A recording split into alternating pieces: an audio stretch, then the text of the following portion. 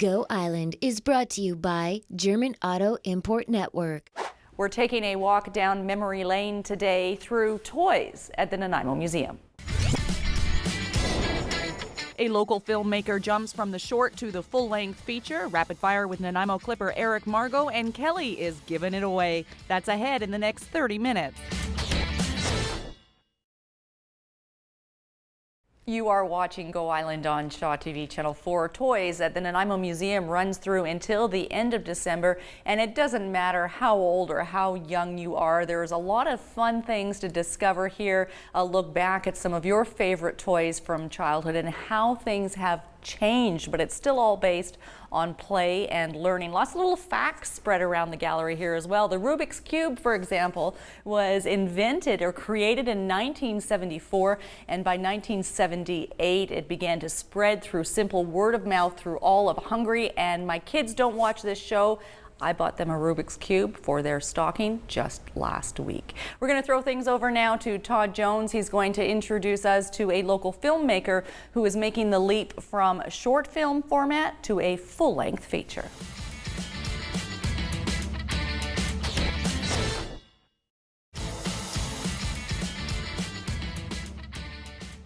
Paradox of needing premieres at Nanaimo Center Stage this Sunday. That is already December the 15th, and it is a 6:30 showtime. You're watching Go Island on Shaw TV Channel 4. We're taking a walk down memory lane at the Nanaimo Museum's current exhibit called Toys. It runs through until the end of December. And this one you remember in particular, David, in the back there? That is a magnejector. Really popular in the 1950s, 1960s. You know, your buddies would come over, you'd be reading comic books, take the magnejector, put it over the comic book page, and it would blow it up onto the wall. And this giant size. And this is the pogo stick. You missed it, but before we started rolling, I gave it a little test. I totally wiped out. It was embarrassing and hilarious all at the same time. And speaking of comic books, there's a whole an 8? An 8. An 8. Yeah. Okay. 8. Yeah. What's this clown guy? Looks creepy. The clown guy? Yeah. That is a Mattel toy, probably from the 1950s. Yeah. You turn the little crank on the side, it played a nice little music box tune.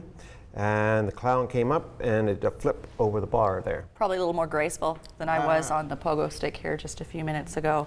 The cash register, those are familiar. You can buy those today, but they're all plastic. And this looks like it's mostly wooden. It is wood and cardboard. What year would that have been? Again, it's 1950s, Fisher Price. Now this is interesting. Some kids today wouldn't even know what those are. They are records.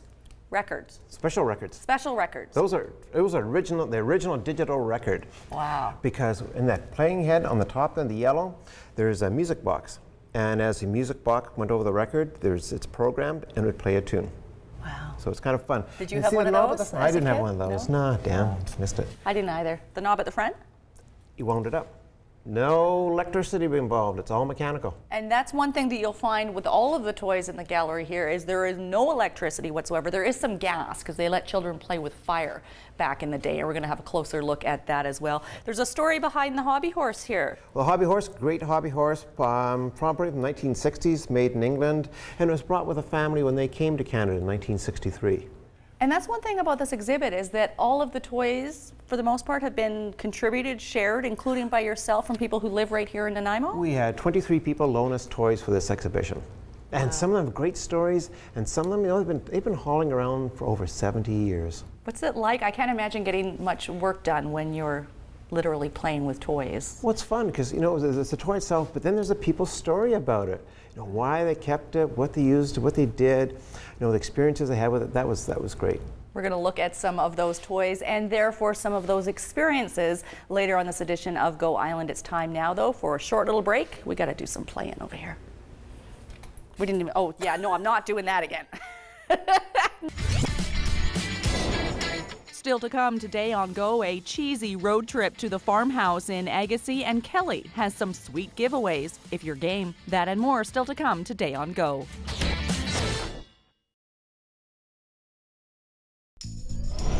Did you know that hops were one of the first commercially grown crops on Vancouver Island? They started in the 1800s and were used for beer making for the miners here on Vancouver Island.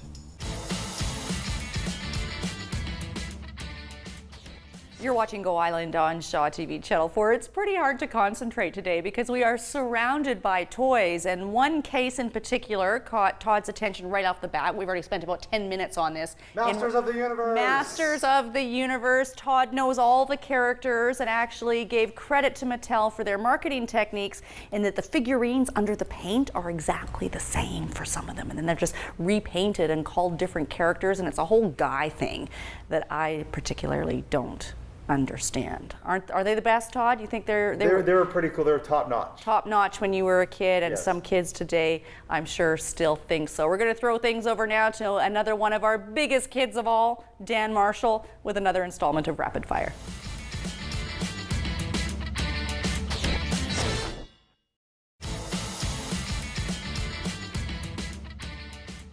The Clippers are in Coquitlam on Friday. They go to Surrey on Saturday. Then they are in Langley on Sunday. They're back home at Frank Crane Arena on Friday, December the 20th. As always, for a full schedule, NanaimoClippers.com.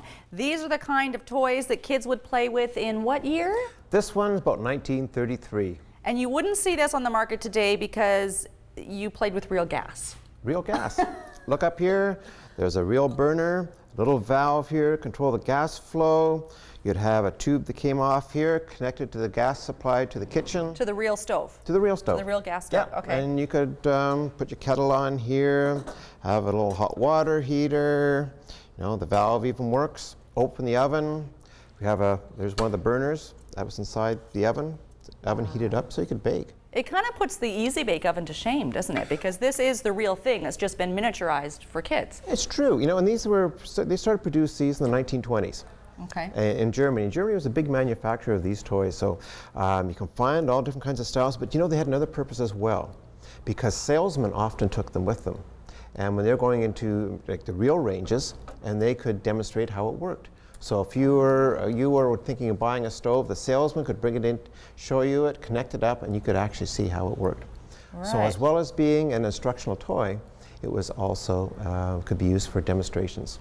And I think it's a good reminder that maybe we're a little bit too paranoid about our children's safety these days. I mean, you don't know that fire's hot until you get burnt just a little bit, You right? learn things got hot, you learned how to handle gas, you learned how to cook. Right. You know, there's three things you learned right here. One of the things that's really stood out for you, you mentioned putting this exhibit together, is the personal stories from people in the community. And I'm going to take this picture right off of the front here because this stove was donated or contributed Loaned to us. loaned to you by who's these guys? Okay, here we have Morris Cool, Cool and Children here in Nanaimo. Okay. And his sister Ruth and their mother in their kitchen in Holland in about 1933. And they're making pancakes. Looks like they're making pancakes. They're having fun anyway. They are on this Little very family stove. activity. And then these kids went on to own and operate Cool and Child Yeah. here in Nanaimo. Yeah. Yeah, well, I'm resisting saying only the best toy store around, but I think I just did. So And it started right here. started right here, and you can come and see it for yourself at the Nanaimo Museum until the end of the month. It's an exhibit called Toys. There is another event coming up on December 15th. We're going to tell you about that before the end of this edition of Go Island. But first, we're heading over to the Fraser Valley. We're taking a road trip, and it's going to get a little bit cheesy.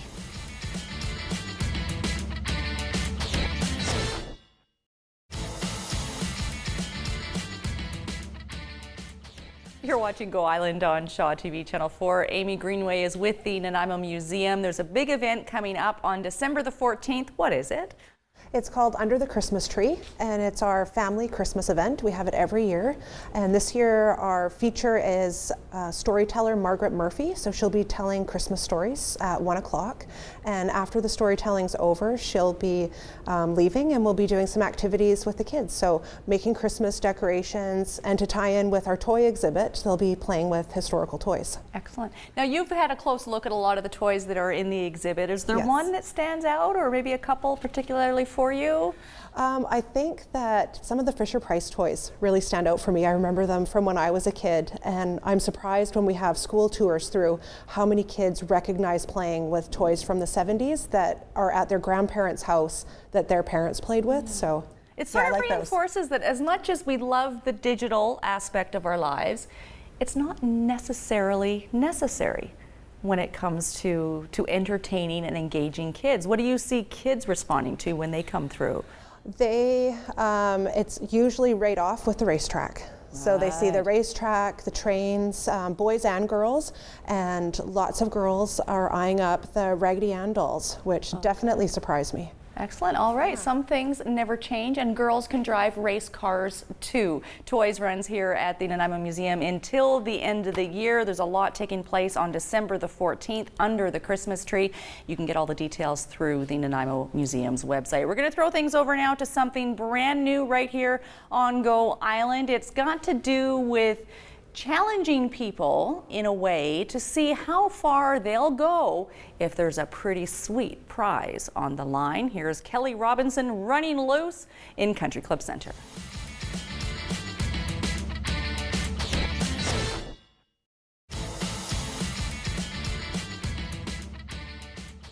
Looks like Kelly had a lot of fun, and who doesn't like winning free things, especially when it's Bernard Callebaut chocolate. So thank you to the team at Bernard Callebaut in Nanaimo for contributing those. If you like what you saw in that last segment and you'd like to see more, we would like to hear from you. You can send me an email, kate.bergen@sjrb.ca, or get a hold of Kelly directly, kelly.robinson@sjrb.ca. We're of course all on Twitter these days, and we like your feedback directly or more publicly through social media. That brings us to the end of this edition of Go Island. Thank you so much for watching. A couple of things to mention quickly before we end for sure today. Toys runs at the museum until the end of the year under the Christmas tree. Their annual holiday event takes place on Saturday, December the 14th. NanaimoMuseum.ca for full details on that.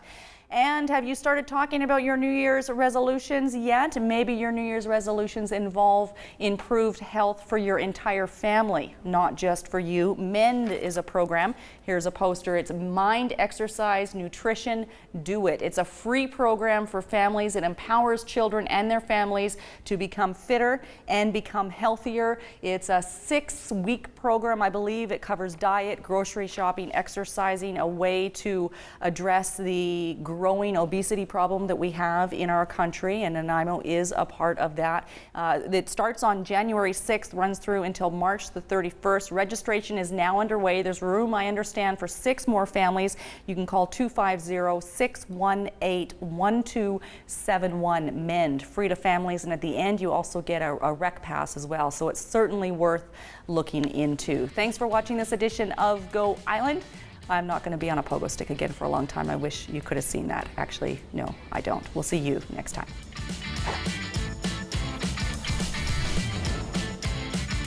Go Island is brought to you by German Auto Import Network. Clothing supplied by Catwalk Fashions. Kate's Hair and Aesthetics provided by Maffeo Salon.